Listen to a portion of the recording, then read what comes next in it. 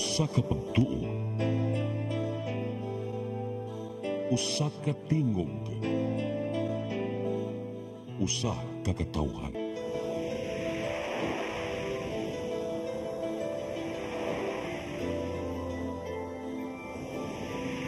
Cebu Catholic Television Network.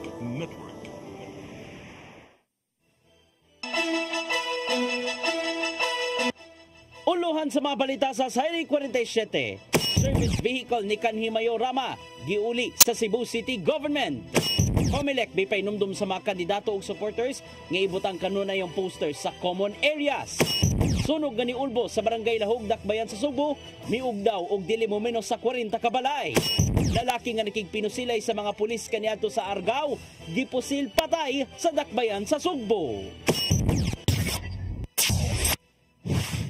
Sugbo, Kabisayan ug Mindanao, Pilipinas ug sa katawhan kutos maabot sa tong Sibya sa tibuok kalibutan mayong hapon.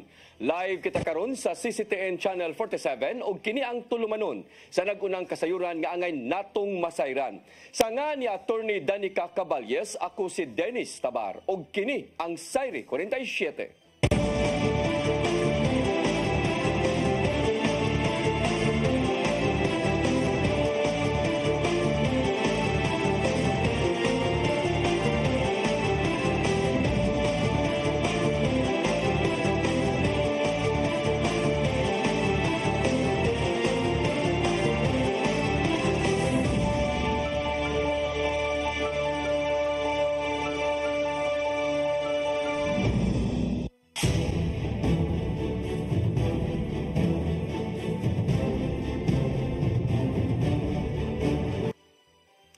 Karon sa kompletong detalye sa atong mga balita, hingpit ng giuli ni kanhi Mayor Michael Rama ang service vehicle nga gipaningla na sa Cebu City Legal Office.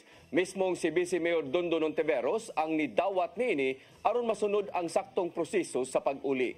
Ang kasayuran ihatod ni Gian Navarro.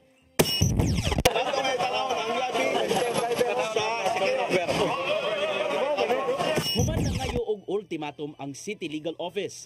Hingpit ng giuli ni kanhi Mayor Michael Rama ang iyang service vehicle ngadto sa Cebu City Government.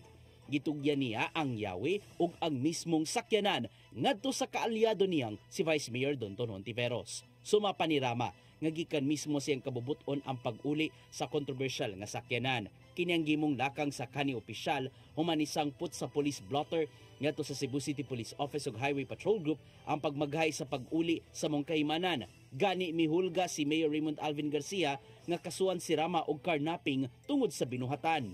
I'm not going to be saying because it's only God will practically be seeing beyond, and all that we have is spiritual guidance. Sir, napiktahan ka sa mga komentaryo, sir, nga ngayon yun mong iuli ang Wadyo ko kadungo ka na.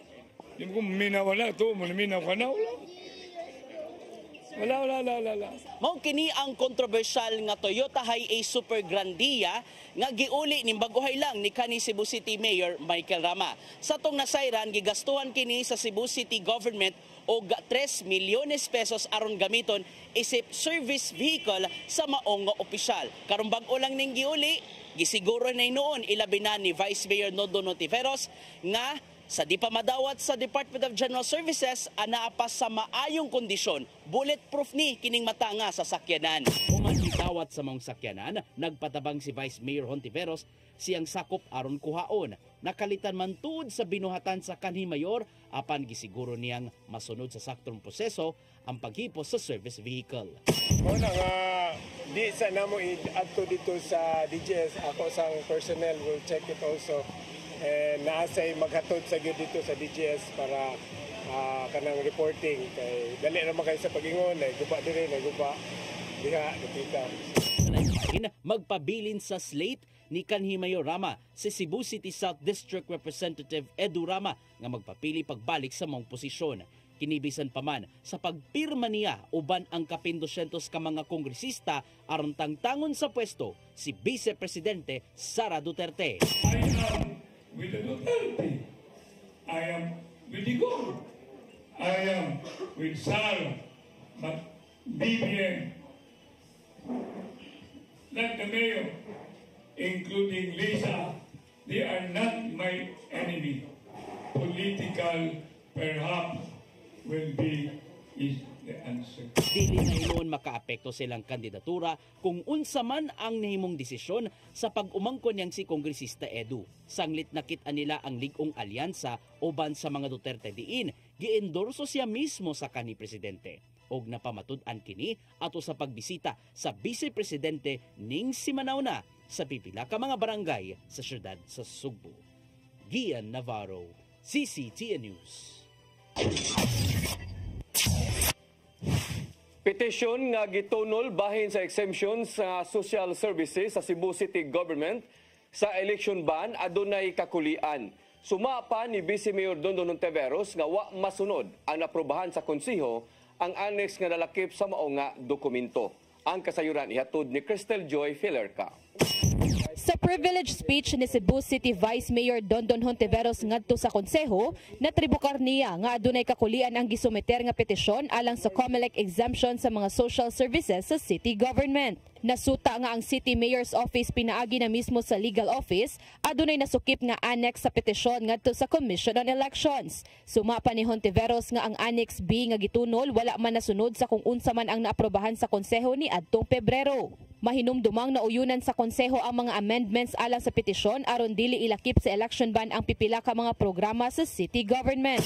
It has come to our attention that the petition copy furnished by Attorney Ortiz on behalf of the Mayor's Office and received by the Office of the Secretariat on February 11, 2025, which was included in that February 19, 2025 agenda under letters and endorsements, contained a significant discrepancy. Upon closer examination by a member of this council, it was discovered that Annex B, as submitted to the COMELEC, was not the amended version that had been approved by the Council. Apektado hinuon alang sa kaligdong sa buhatan ang maong matang sa kakulian. Maong gikatingalahan kini ni Hontiveros. This action, whether it be an oversight or an intentional act, is highly irregular and frankly repulsive.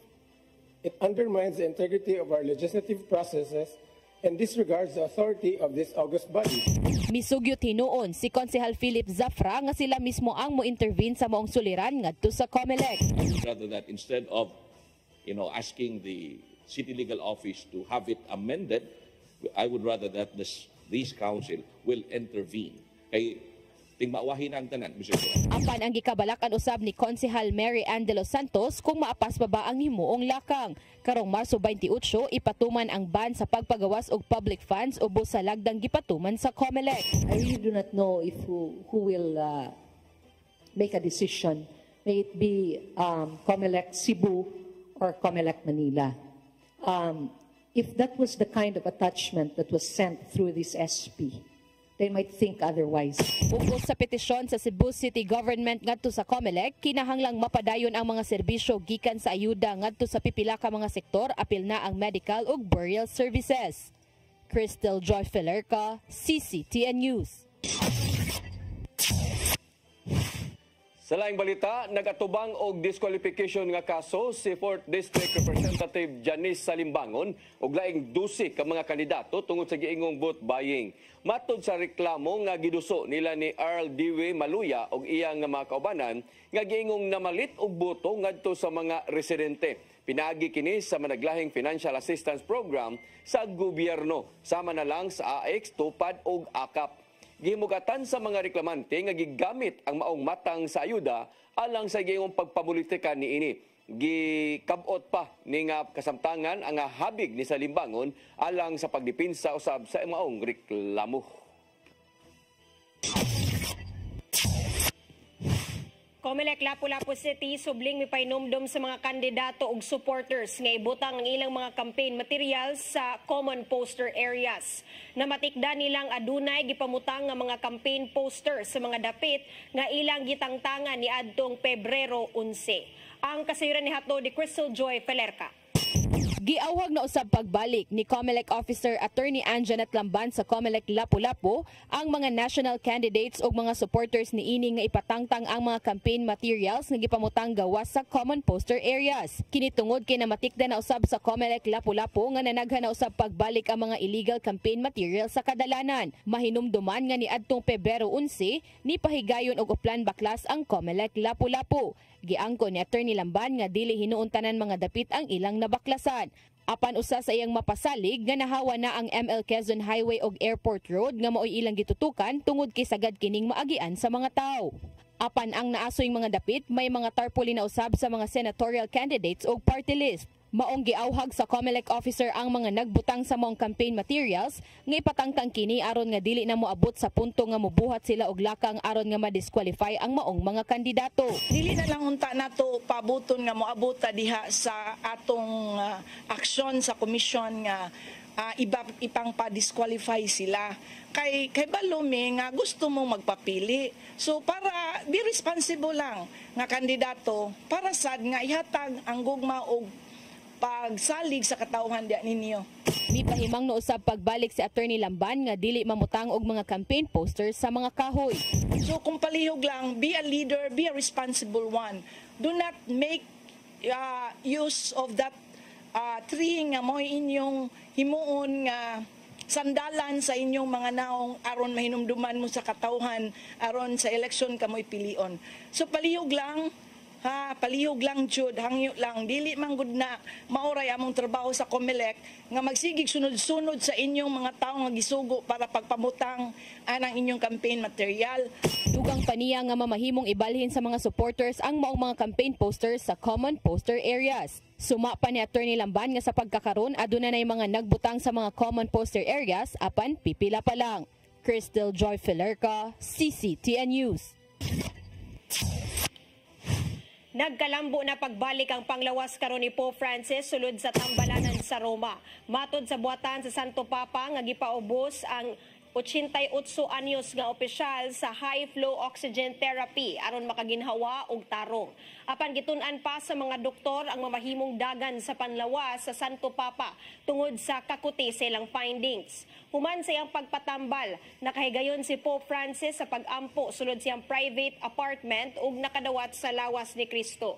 Samtang gihugupan sa mga Katoliko ang St. Peter's Basilica aron mga muyo sa hingpit nga ikaayo ni Pope Francis pinaagi sa Rosario.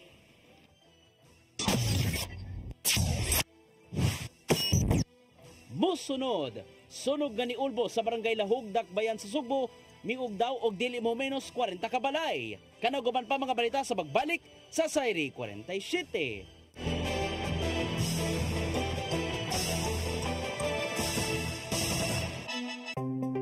Discover the beauty of the Philippines.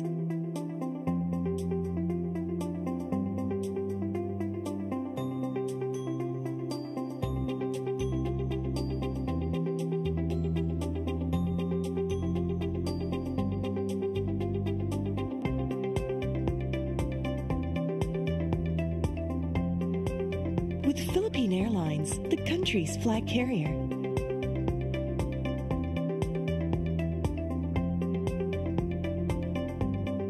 The airline that lets you feel the warmth of the nation.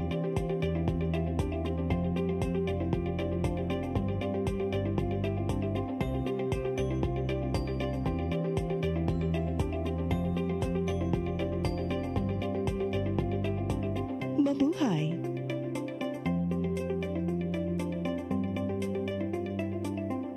Kaiba sa mga politiko, matagal nang ginagawa ni Ariel Quirubin ang ipaglaban tayo. Kahit sariling buhay inaalay. Ngayon, iba ang laban. Pero tuloy ang misyon ni Ariel Quirubin, ang ipaglaban tayo. Kung medalya ang sukatan at hindi pera, si Ariel Quirubin ang ating bayani na karapat-dapat sa Senado. Pag may Ariel Quirubin sa Senado, may bayani tayo, sigurado.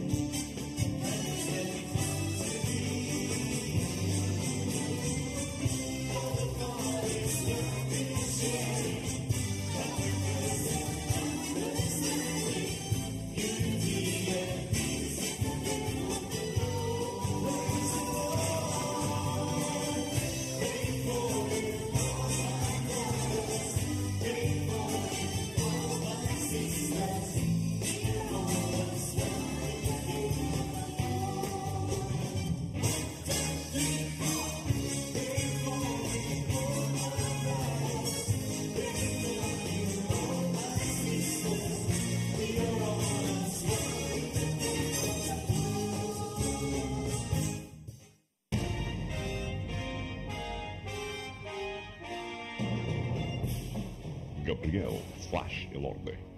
Nakaw sa Bogo, Cebu niadtong 1935. Nahimong World Boxing Champion niadtong 1960 dihang iyang nagpalukapak si Harold Gomes sa ikapitong round. Si Flash Elorde naguhot sa championship belt sud sa 7 ka tuig. Ang iyang record, 88 wins, 33 by knockout, 27 losses, and 2 draws. The first Asian inducted into the International and World Boxing Hall of Fame. Si Flash Elorde namatay niya noong 1985 sa edad ng 49. Gabriel Flash Elorde. Karbo sa Sugbo. Sugboano ni.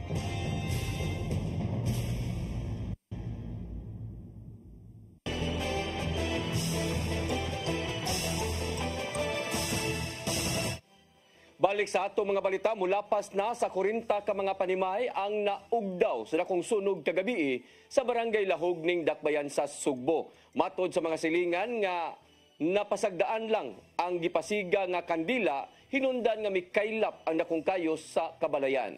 Ang kasayuran ihatod ni Gian Navarro.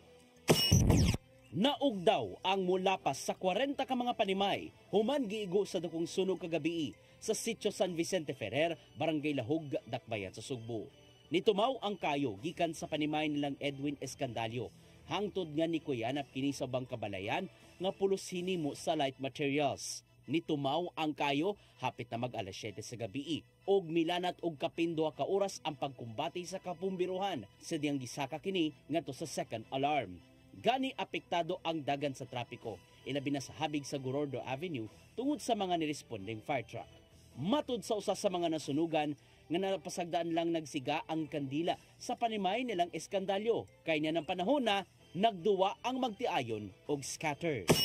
Oh, so sila pinapon. Paglingi na ko na, doon na po nilang balaygod. Na, tanaw na po, hayag man ang kananang puntahan. Ang kato sa silingan nilang tudap ni Sapa, si ko, ang Roel, mo'y nakakita. Nagdagdan siya dagbaldi. Ipalawom na ang investigasyon sa Cebu City BFP kung aksidente lang ba ang maong sunog o di baka tinuyo lang. Gibanabana sa mga bombero nga kapino sa kamilyon ka pesos ang gibiling danyos. Giatiman na sa Department of Social Welfare and Services ang 60 ka mga pamilya o 256 ka mga individual sulod silang evacuation center.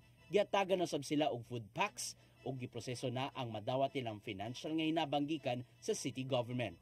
Karong mosulod na sa Fire Prevention Month, may painumdum ang kabumbiruan sa syudad sa Sugbo nga magmatngon kanunay aron dili na sab sila masunugan. So atong iawhag ang publiko nga mo get involved sa mga nagadaiyang mga programa sa Bureau of Fire Protection sa tibok-buwan nga pag-obserba nato sa Fire Prevention Month. Gian Navarro, CCTN News. Gihangyo ni Bohol Governor Erico Aris Aumentado ang Land Transportation Office 7 sa pagsusi sa naitabong pagkasikop sa usa ka nagpailang mag-uuma. Nahimong sumsuman sa katawhan ng video sa internet diin gidakop o giguyod sa LTO enforcers ang maong mag-uuma nga nagdala og kutsilyo. Naitabo ang maong insidente kaganiyang buntag sa Barangay Tawala, lungsod sa Panglao, lalawigan sa Bohol. Hinungdan nga nanawagan si Aumentado kang LTO 7 Director Glenn Galario nga susihon kung makatarunganon ba ang binuhatan ngadto sa lalaki. Gikabot pa ning pagkutlo sa balita ang buhatan ni Galario aron pagpaklaro sa maong issue. Gusto ni Mayor Raymond Alvin Garcia nga mapakusgan pa ang libreng public wifi sa uban nga mga tungaan dinhi sa Dakbayan sa Sugbo. Kinihuman nga gilusad sa city government ang public wifi sa Lahog Elementary School ug usa sa 27 ka mga tungaan nga nakapahimos na niini. Una na nga gibutangan og wifi connection sa Plaza Sugbo ingon man sa Plaza Independencia aron makapahimos ang ubang mga tao sa libreng nga internet. Gipasalamatan sa mayor ang telecommunications company nga miabag sa maong inisyatiba sa tinguha nga matabangan ang mga magtutungha. Nasayran nga anaa na sa gikusgon nga 300 Mbps ang internet nga mahimong maggamit sa publiko alang sa pag-research ug uban pa. We always use now internet, even social media, and the use of technology in general. No? So, muna nga, that is my dream, and little by little, we are making it a reality. Department of Trade and Industry moabag sa pagpakusog pa sa shipping ug logistics sa rehiyon sa nasod. Pinaagi kini sa mas gipaligong polisiya ug dugang pang mga infrastruktura. Ang kasayuran ni hatod ni Gian Navarro. Moabag ang Department of Trade and Industry sa mga anaa sa shipping ug logistics industry nga mapakusgan og hayan mapalambo pa ang ilang natad ato sa Visayas Shipping Congress kagahapon. Nakapaambit ang mga kadagkuan sa DTI sa mga buot nilang himuon aron matuman kini. Usa na nini mao ang paghimo og mga pulisiya aron mas mapadali ang paghatod og mga serbisyo ug produkto ngadto sa ubang bahin sa nasod. Apil usab sa pagsiguro nga himong barato ang gastuhanan sa shipping sa mga produkto ngadto sa kaislahan. Gibutag ni Undersecretary Mary Jean Pacheco nga daghang mga shipping o cargo forwarding companies ang nanawagan sa ilaha nga himuong gaan ang gastuhanan sa pagpadala, ilabi na nga kinahanglan mapadali ang paghatod sa mga kargamento ilabi na gikan sa ubang bahin sa kalibutan. It's a problem that we need legislation for that. So what we're saying is, you tell us the problem, but it's not magic. We cannot do it right. But yes, we will, to the best possible time, we will do it as quickly as possible. Gawas kini, yatagan og dakong importansya sa DTI ug sa mga anaa sa maong sektor ang mga infrastructure projects. Apil na pagpatukod og dugang pa mga ports sa manalang sa gitukod nga Cebu International Container Port sa lungsod sa Consolacion. All agree, I think now we need the roads, we need the bridges, we need the rail, we need an efficient airport, and of course, we need warehouses and then cold storage facilities. Sa pangatagan usab pagtagad sa lokal nga buhatan sa DTI ang mga sulirang giatubang sa shipping industry. Apil nini ang transparency sa mga lakang sa gobyerno ug saktong koordinasyon. Matod sa OIC Provincial Director nila nga si Marivic Aguilar nga usa ka lig-ong alyansa ang himuon uban among natad aron matagad og pagtagad ang mga nitumaw nga panginahanglanon. When we inform people, maybe they will see unsay areas nga pwede sila maka-contribute or asa may maka-reflect siguro sila asa po sila pwede maka-cooperate. So we are very kanang open. Sunod sa kaadlaw nga shipping conference, nasayran sa mga delegado gikan sa mga kumpanya ang mga hagit nga lang giatubang ug ang mga kasulbaran. Kini aron mapadayon pa ang paglambo ug mas sayo na ang paghatod sa mga dekalidad nga produkto ug serbisyo sa ubang bahin. More on policy sa DTI, but we are also driving specific programs and projects to develop the capacity of our players during the industry. Navarro, CCTN News. Giablihan na pagbalik ang Lapu-Lapu City Gallery nga nahimutang sa barangay Gunob kagahapon adlaw. Nagkadaiya mga artworks nga nihimo sa mga gihimo sa mga upunganon artist ang gi-exhibit sud sa mao nga gallery. Matod ni Gary Lao nga ang mao nga officer in charge usab sa City Tourism Office nga gihimo ng command center ang mao nga gallery kaniadto atol sa COVID pandemic. Libre hinuon kini sa mga buot mo bisita ug abli ang maong gallery gikan sa alas 8 sa buntag hangtod na sa alas 5 sa hapon. And even before the command center, we want to have a gallery nga under sa tourism office nga gallery gud siya nga bisitaon, nga gallery gud siya nga anhaon, gallery gud siya nga diin kung naatay mga local or foreign tourists to visit one of their site to visit.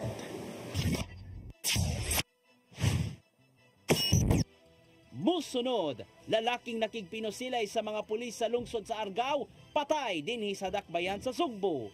Kanaguban pa mga balita sa pagbalik sa Sayri 40. Balik sa Sayri 40.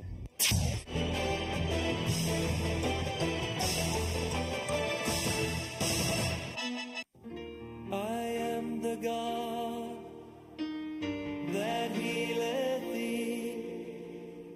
I am the Lord, your healer. I sent my word and healed your disease.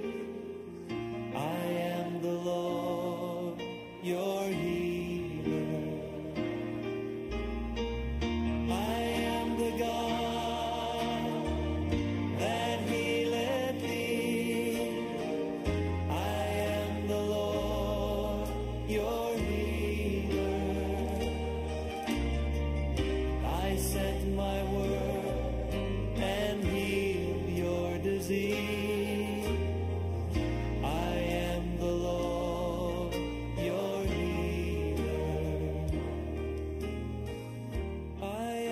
the God that healeth thee.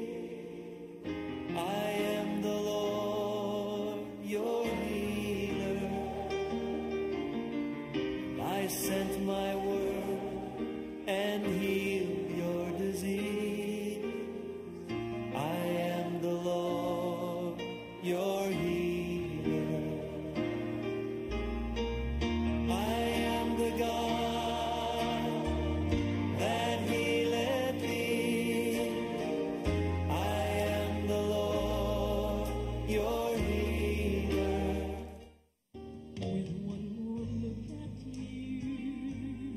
Amapola Cabase, tal nga Cebuana, ug anak sa musikerong si Manny Cabase ug Priscilla Campogan. Mihimo sa iyang unang piano recital sa edad ng 4 anyos sa Batig Piano Conservatory. Sa elementarya pa lang sa Cebu Normal School, dihang nahimong conductress sa Toy Orchestra. 10 anyos pa lang dihang mihimo sa iyang debut performance sa Grand Opera House sa Manila. 18 anyos sa dihang nahimong host sa TV show Amapola Sings sa karaang ABS-CBN Cebu. Daangan sa Subo, si Amapola nahimong iladong national recording artist o front act sa concerts ni Jack Jones, Astro Gilberto, Matt Monroe o Suzy Mendez. Regular guest sa mga top-rated TV shows sa Manila. Sa pagkakaroon, si Amapola tuwa magbase gawa sa nasod ug padayong milingaw sa international music aficionados. Amapola, Carlos sa Subo. Subo ano ni?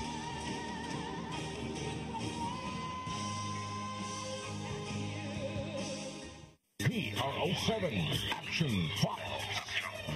Mga panghitabong naglambikit sa katawan. Ihatagan ng aksyon o kasulbaran sa kapulisan. PRO7 Action Files. Base sa talaan sa Police Regional Office 7. Mga kasong padayong isuway. Hatagan ng katinawan. Pinaagid ng maong tulumanon. PRO7 Action Files. Abang kaninyo sa Police Regional Office 7 o NTV CCTN.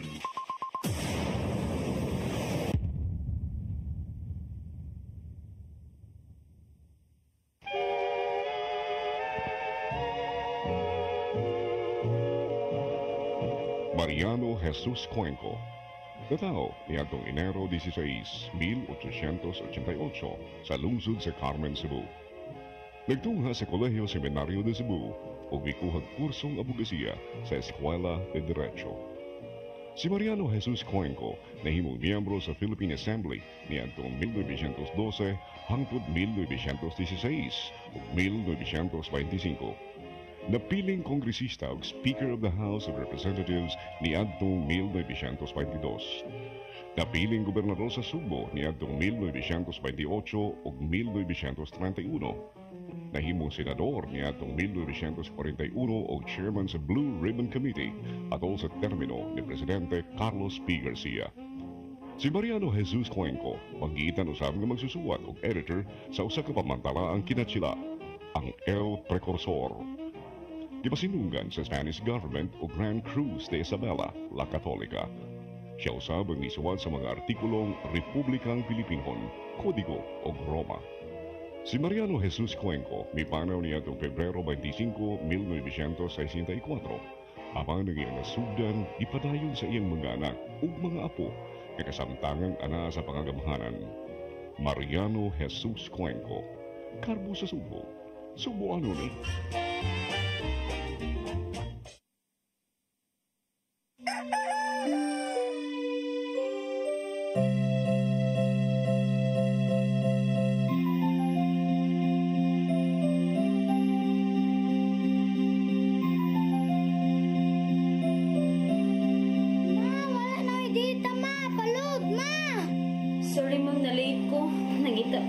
Para internet sa kong anak nga.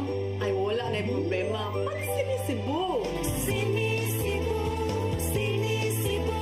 For your internet connection.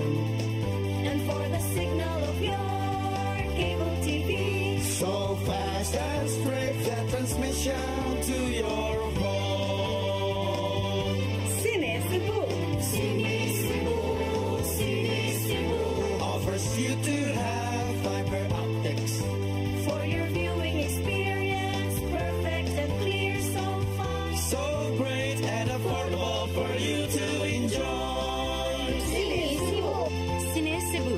Television Network Incorporated offers fiber to the home broadband internet bundled with fiber to the home cable TV connection. Cine Cebu Television Network Incorporated with its operation in Metro Cebu and the whole province of Cebu soon. And affordable for you to enjoy. Cine Cebu.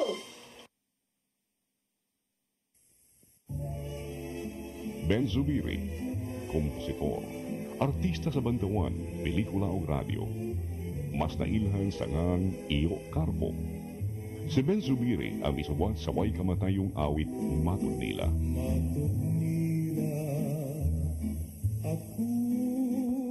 Alang sa uban, ang Matod Nila usa ka cultural anthem sa mga Cebuano.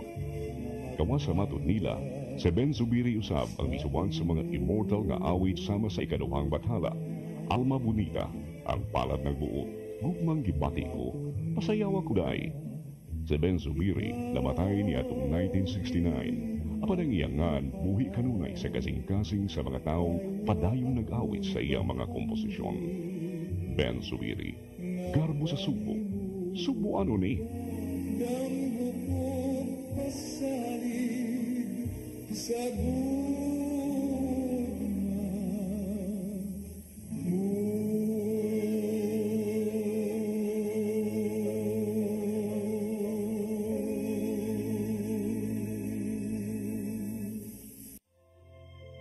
kinabuhi, puno sa hagit.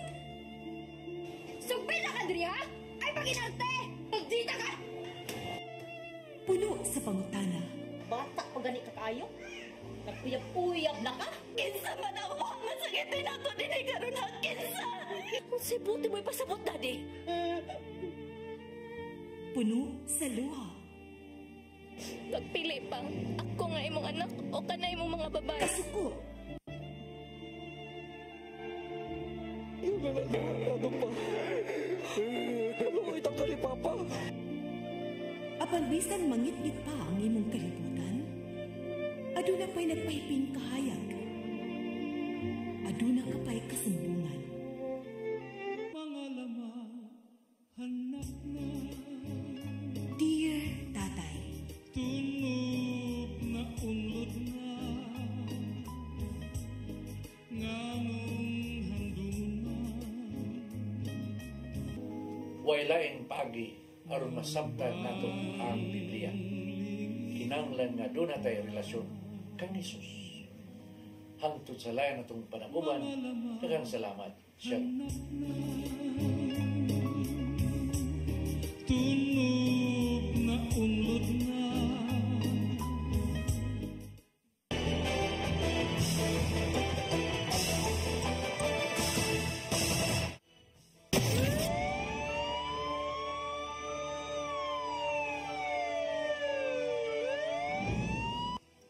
Balik sa ato mga balita, kapulisan sa Dakbayan sa Sugbo aduna nay person of interest sa responsable sa pagpusil patay sa usa ka tindero og manok kagahapon. Personal og may kalabutan sa illegal nga drugas ang gitan-aw karong motibo sa krimen. Ang kasayuran ihatod ni Arnold Bustamante.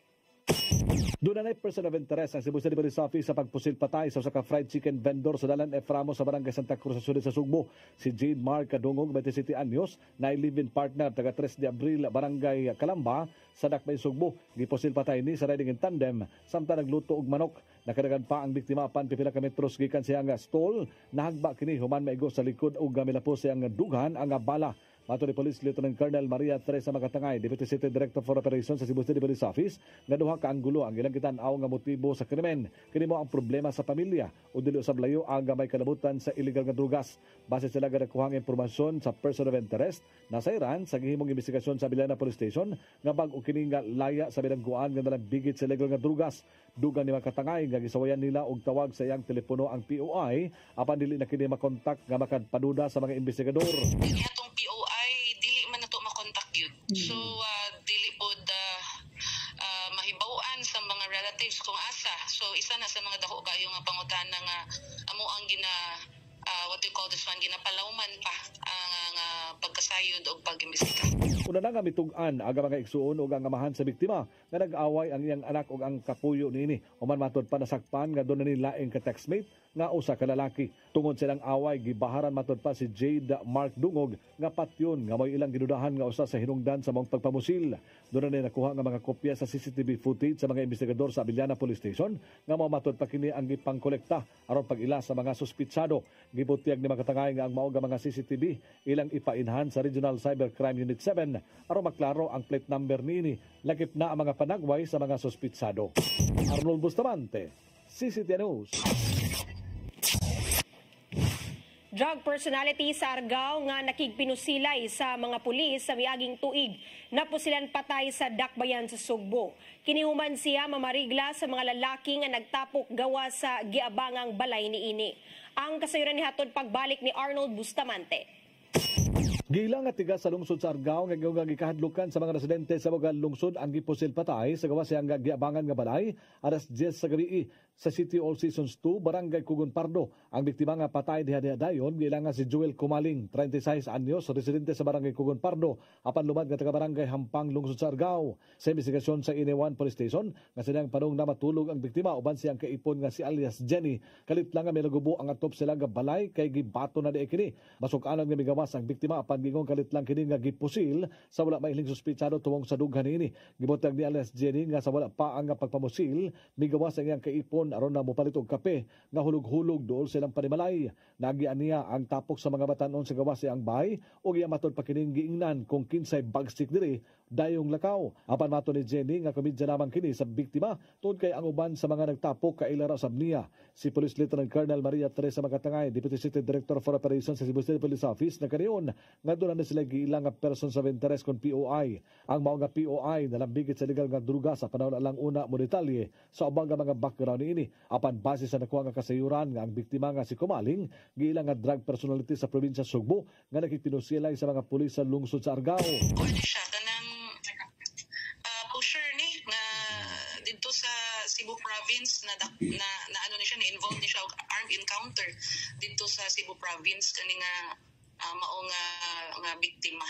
Ang dito sa Argao Police Station nga si Police Major Janos Giangan mitugan sa interview sa DYHP nga si Joel Kumaling mao nag-ambush kanila ato sila nga pag-serve sa warrant of arrest yang igsuon nga si Jonathan sa Barangay Hampang nitong Agosto 20, 2024. Atol sa Benelo ay sa bala naigo ang mao nga biktima apan nakasibat samtang ang iyang mga kauban nadala sa Isidro Quintanar Memorial Hospital sa Barangay Bugo. Giilang nga tiga sa Barangay Hampang si Joel Kumaling nindaghan matud pa kini og kaso nga gitubang nga tungod ani nagtago-tago na kini sa syudad sa Sugbo. Arnold Bustamante, CCTV. Mo kadtong naglangkob sa atong mga balita sa Sayre 47, ako si Dennis Tabar. Ako si Danica Caballes, Santo Dunes po sa inyong paboritong tulumanon. Sayre 47.